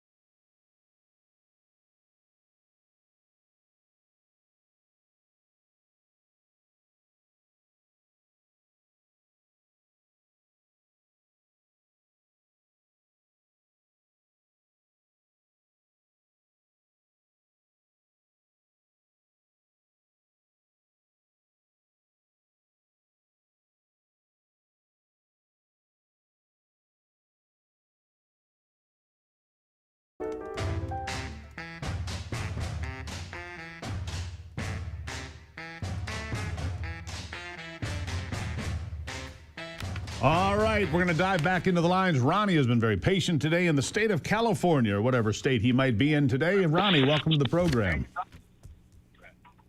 Hey, what's going on, Chief? How you doing? Hey, well, let me just start. I like what Trump said, like what George Washington would do, hang him. But I know all those people back in the 1880s or whatnot. They've been hanging out with Marshall Cogburn while waiting to be hung at Judge Parker's convenience. Mm-hmm. But that's not it. But our government's been always kind of dirty, like the way we got rid of the American Indians. They got in the way and they just killed all the buffalo, take away the food. But around 1913 is where it started getting dirty. You got that right. The politicians, we were making all the money on tariffs, and then the politicians got dirty and they started dropping the tariffs to these the rulers of other countries for a lot of kickbacks, because kickbacks are the way of the day. But then the government's kind of been dirty all the way, and dirty today, now, that's for sure, Ronnie. But now these people are people could skirt around this thing, but they are treasonous. And, like Trump said, we got to stretch some hemp. back in the day of Judge Parker would Well, be. we can't do that, Ronnie. Like we just heard from Doolin, that's not the case. We can't do that because they haven't done anything punishable by that. But I appreciate the phone call always on a Free Speech Free for All Friday. At Longevity Wellness is more than a product, it's a promise to create clean, renal-friendly, gosh, that's important, inflammation-conscious nutrition that supports your whole family. Their nutritional shake mix is packed with essentials your body needs: protein, collagen, omega-3s, colostrum, designed to keep you moving, thinking, and feeling your very best.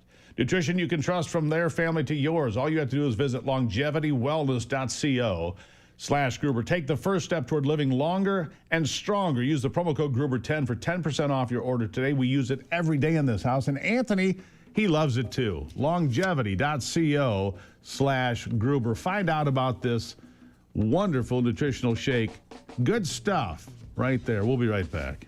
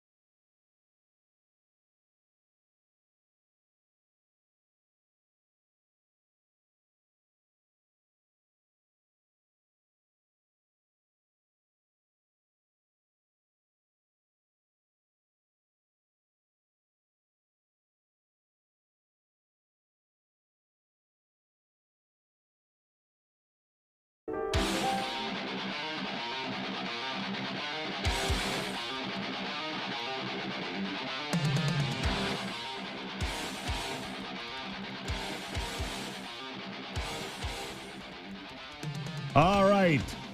Back to it now as we continue with our conversation from the Michigan Chamber of Commerce. It's the most powerful voice in business, the Michigan Chamber Business Brief.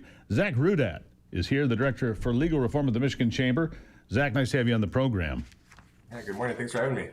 Glad to have you here. The Michigan Alliance for Legal Reform has launched to restore fairness, curb lawsuit abuse. It's a broad coalition of Michigan business leaders calling for common sense legal reform. Look, one of the biggest threats to business any given day is civil action. Not legal action, civil action. Because business owners are often they're a mark. They're a target, aren't they? Yeah, and I think, just talking about the legal climate in general, there might be a misconception that it's only going to impact you if you're actually in a lawsuit or actually in a courtroom. But like to your point, if you're a business owner, you're facing costs on this on a regular basis. If you add up that trickle-down cost that consumers in every household faces, because our legal climate adds up to about $3,000 annually that every household in Michigan's paying right now. It's also costing us right now over 100,000 or nearly 100,000 job opportunities every single year. So if you think about the capacity of the big house, that's 100,000 people. That's how many jobs that we're losing out on in Michigan because of our legal climate. So we launched this alliance to try to curb in that lawsuit abuse and try to restore some fairness and balance in Michigan's legal system. So I see states like Tennessee and Florida and others that, are getting jobs and factories and opportunities we don't get. And oftentimes I attribute that to our tax base and our infrastructure, but the legal environment, something I've never really considered, Zach. So does this differ from other states? Indiana, for example, just got a great new Nissan plant, I believe it is. It's being built down there as an easy example. A car plant should be coming to Michigan. That's what we do, and yet it's going to Indiana. Is this part of the reason? I mean, yeah, this is definitely undermining just our competitiveness as a state at large. And I mean, a lot of the other states, like you said, that are seeing a lot of economic growth right now, they're making some of these kind of common sense reforms. And quite frankly, some of the policies that we're looking at here between restoring open and obvious premise liability protection and some third-party litigation funding transparency, you're seeing red states, purple states, blue states across the country that are adopting these kind of common sense reforms. And we're really behind the eight ball on this point in Michigan right now. What do you need to see happen? What do you want to see? And here's the real question. Can you get a bipartisan bill through and get it to the governor's desk? What needs to happen? What would you like to see in legislation, and can we get it done? Yeah, so I would say there's probably two big priorities out of the gate for us right now on the legal climate front. One is restoring this open and obvious premise liability protection, and two is implementing some third-party litigation funding transparency. So just to kind of break that down a little bit for your audience, open and obvious premise liability protection. This is a protection if you're a property owner and you have a hazard on your property that's open and obvious to the average person, like a patch of ice on your sidewalk. You used to be protected from that kind of liability in the state of Michigan, but our state Supreme Court overturned that protection a couple of years ago. So now we're only one of 9 states across the country that doesn't have some type of premise liability protection. So we got 41 other states. Hold on. Let me think about this. If you have private property, and on your private property is a parking lot, and on that parking lot is a big sheet of ice that's clearly there, and somebody walks in off the sidewalk onto that sheet of ice and busts their butt, they can sue you? Yeah, and like I said, we're one of 9 states in the country that doesn't have this type of protection. And just to kind of put meat on maybe how silly some of these cases can end up being, the case that overturned this and worked its way up to the state Supreme Court, when you're at a grocery store and you got the chain across the checkout aisle that signal that it's closed, somebody tripped on that, sued Kroger, that worked its way up to the Supreme Court, and that's the case that overturned this protection. So that's there's a chain across the checkout aisle. Very obvious. I've seen them. They're usually yellow. They're bright colored. Yeah. Somebody falls over this and sues Kroger because they closed a checkout line. That doesn't even make sense. And I was listening to your program earlier. You had somebody calling about just talking about housing and affordability. I mean, this is directly increasing the cost of owning property in the state of Michigan and buying a home here and investing in Michigan. Even if you're a renter, you're going to see trickle-down costs from this protection being gone. So, wow. So I know a guy, I know a lot of guys, but I know a guy who was building a house. A guy he knew came to the house and fell through the floor and got badly injured and sued him and the builder and a bunch of other people. He came into the house that was under construction, began to wander around on his own and fell through an opening in the floor to the basement, was badly injured. But wouldn't that be his fault? Under the old protection, that would have been covered. But now, like I said, we have no open and obvious protection at all in the state of Michigan anymore. So we're one of 9 states across the country. So, crazy. Yeah. Between this and then the third-party litigation funding legislation that we're looking at, this is a practice that started popping up across the country the last couple of years. But what's happening is a financer will approach either a plaintiff or an attorney or a law firm and say, hey, I'll finance your lawsuit in exchange for a cut of the settlement. So it's pretty problematic on a couple fronts. One, it's just adding fuel to the fire on just lawsuits against employers, big and small. But because it's such a new practice, we have absolutely nothing on the books here in Michigan on it. So you might have cases where the plaintiff themselves might not even know that their case is being financed. They might not read the fine print of what they're agreeing to if they are aware of it, and they might lose out on 100% of that settlement altogether. But it also creates a huge national security risk too. So right now, if China or Russia wants to come into Michigan's economy and undermine, manufacturing, agriculture, any of our big sectors, they can come into our courts and finance lawsuits against big industries and undermine our economy and not even be detected at all. So what we're looking to do is just, mandate that disclosure and registration, cap that funding cut of the settlement, ban that foreign entity of concerns from engaging in this practice, and ban that funder influence altogether. And again, those are reforms that states as liberal as California and as conservative as Tennessee have adopted these type of reforms. So these are, You have to. really, yeah. I mean, how could everybody not agree with it? This is the most common sense thing I've ever heard in my life. If there's if you trespass onto somebody's property and bust your butt on the ice, how can you possibly sue the property owner when you were trespassing in the first place? I mean, it makes no sense. Real quickly, I'll give you the last word. Yeah, like I said, and you made the point about how do we get these things across the finish line. I mean, it's no secret that Lansing is very divided politically, but like I said, these are reforms that have been adopted in red states, purple states, blue states. We were very intentional with trying to find common sense solutions that have gotten done across the political spectrum, and that's our goal, to try to get these across the finish line. Well, Zach, come back and give us an update when you know more, when you get some legislation moving, because this just seems like the most obvious, easy thing to vote on. No, you can't sue somebody, and you can't allow foreign governments to come in and sue to handicap and kneecap our industries because they see a flaw in the system, and this is very much a big flaw in the system. We should get this done. And I think the governor and others would be on board with that. How could they not be? Zach, thank you for being here. Thanks for having me. Really appreciate it. My Lord. One of only 9 states. Come on, Michigan. Let's get in the game. Let's get in the game and save this state. Michigan first. How about that? I want to tell you about My Pure Health Solutions, a natural system that helps you find out why your metabolism isn't working well and shows you how to turn it back on using real science and technology, not shots, not weekly shots or shots for the rest of your life or stimulants. No, you will eat real food. No exercise required, and finally see how the weight loss industry has had it backwards all these years, because lasting change starts by fixing what's happening on the inside and then learning exactly how to keep it off for good. Right now, it's their Black Friday sale. It's there on your screen anywhere in America. Anywhere. It's the biggest sale of the year. You can get on board. Mention you're part of the Steve Gruber Show. You're part of this deal. You'll get an extra listener-only discount. And you don't have to start now. Book the consultation, lock in your discount, and decide when you're ready to start. Could be after Thanksgiving, after Christmas, could be in the new year. In 40 days, men lose 40 pounds, women lose 25. GruberHealth.com to find out more. GruberHealth.com. Call 269-964-4044. That's 269-964-4044. Finally get your metabolism working again. My tongue? Yeah, it'll need a Black Friday sale as well. My Pure Health. GruberHealth.com. I'll be right back.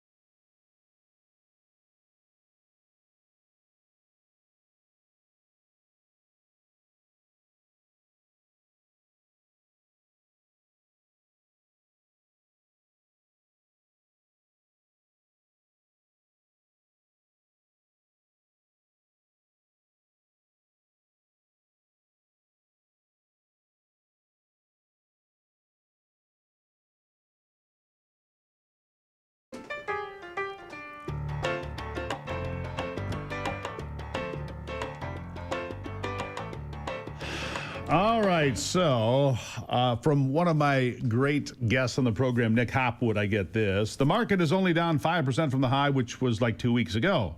All the crappy asset classes are getting roasted. I tell people if you're feeling this much pain right now, you're in the wrong spot and taking too much risk. I don't think that helps a lot of people. Ivy is with me now, and I bring this to your attention, Ivy. He said if the S&P goes down another 5% from here, it'd be a good buying opportunity. But I say this because Anthony's having a tough day on a couple of things. But he went risky, and now we're going to need an intervention if we're not careful. That's just how the markets are. I mean, they ebb and flow, right? Up and down. You got to look long-term gains. Long-term. So not like a week from now. Not like a week from now, no.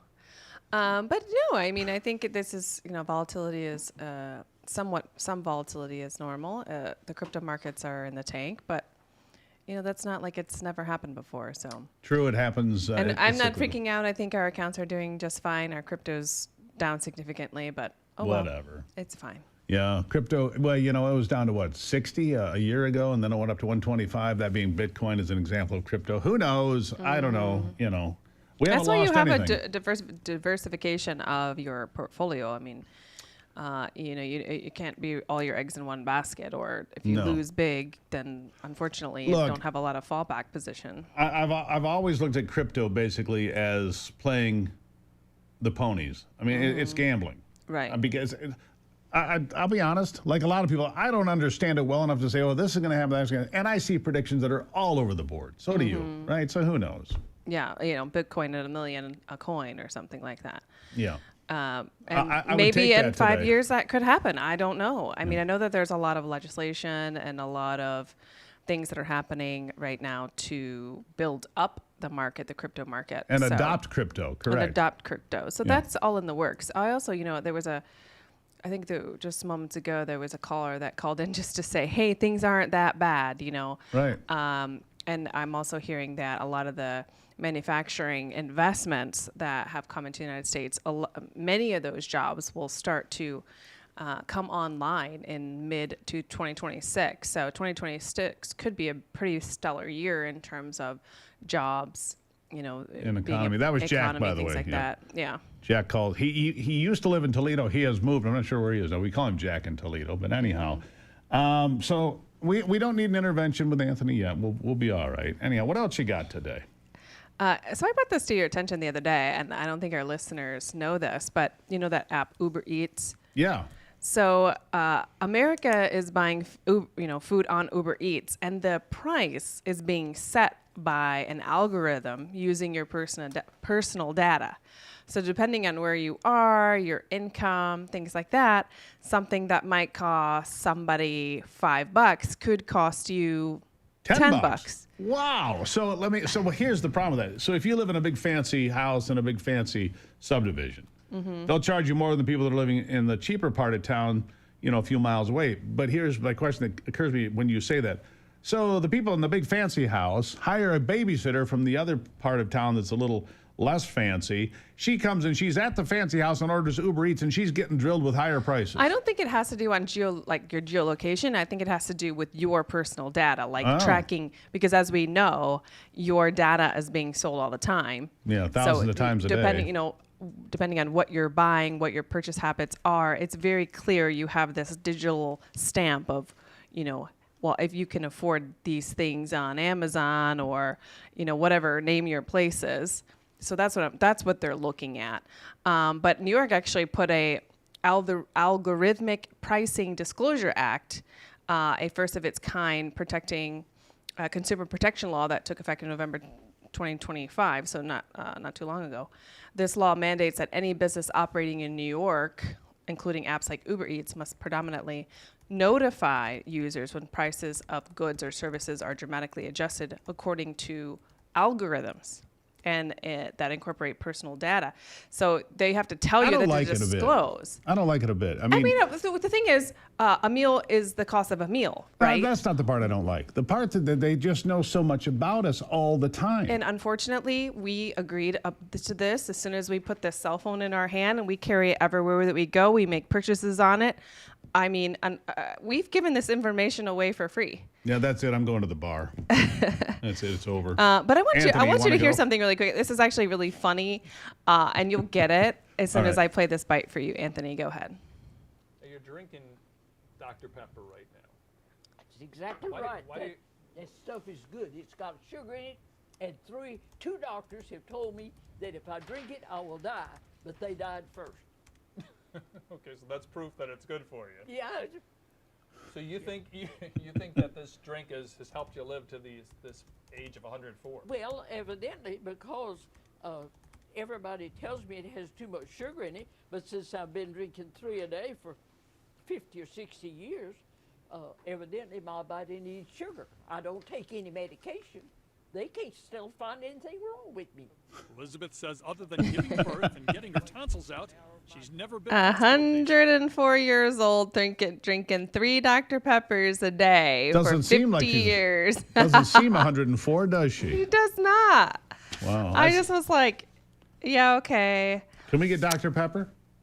I mean, if you want to. Maybe she has great genetics. I don't know. Wait a second. You just told me it's the fountain of youth. And you're like, well, I guess so. Well, you can get Dr. Pepper in a fountain. You know that. Well, yeah, exactly. Well done, Brian. Ivy, there's the fountain of youth. It just reminds me of the president and like his his Diet Cokes and McDonald's habit. Yeah. Maybe there is something to be said about your genetics. And I mean, she's probably not eating a bunch of other sugar throughout the day, but that's like 100 grams of sugar. Yeah. Well, that's nothing. Former football coach Tommy Prothro drank 24 cases of Coca-Cola every day, and he passed away of diabetes. And he smoked too. Oh God.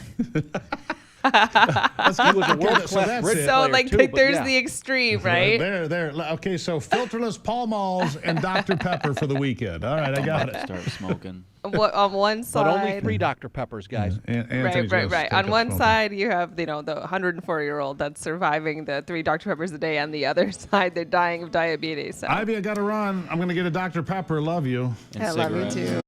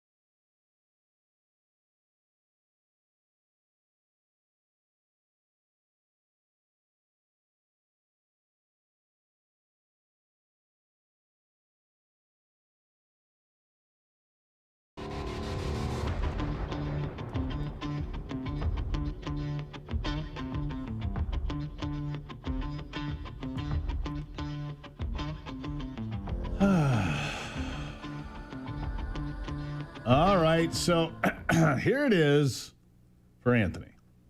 Before I pull an intervention, I'm sending Anthony a book. It's Not an Option from the Nigerian brothers. You know, I want you to live long and prosper, Anthony. Wait, Steve, you have a... Oh, never mind. I have what? Nothing, never mind. Yeah. So Anthony's going to be... He's going to be leaving early for happy hour today. You know, it's going to be Pabst Blue Ribbon, 24 tall ones. Blasting Alice in Chains. Yeah, blasting Alice in Chains, sitting in the shower, fully dressed. Strange, but true. With PBR, okay. With PBR, yeah, it's cheapest, you know. I mean, it's because they don't sell Buckhorn anymore. You have to go to PBR. Well, sometimes bars do breakfast and Blatz. Sometimes. Breakfast and Blatz. How do you know this, Brock? Personal experience. Brock's been in similar situations. Yeah, not as much as you, Anthony, but a couple of times, yes. Blatz. I didn't even know they made that anymore either. Yeah, it's not very good. Yeah, no, but it's cheap and it's breakfast. So yes. Jeez, oh, Pete. Thank God it's Friday. I don't know if we could go another day before we just put the nose of the airplane right at the side of the mountain. Auger in. Really appreciate you being here this week. A lot to cover. Again, Mamdani will be in the Oval Office today. Not popular with Donald Trump, but he'll be there. I'm going to watch it. You can watch it live with me on Real America's Voice, 3 o'clock, America's Voice Live. I do it every day, by the way. And for those of you in Lansing, we're switching stations, I'm told, come December 1st over to AM 730. I think it's called Lansing 730. We'll be with our good friend Tim Stout, I'm told, over there. We'll tell you more about that as we get closer. That'll be happening the 1st of December. Fight the good fight. Keep the faith. God bless America. I'm Steve Gruber. This is The Steve Gruber Show. Remember to work harder and be better.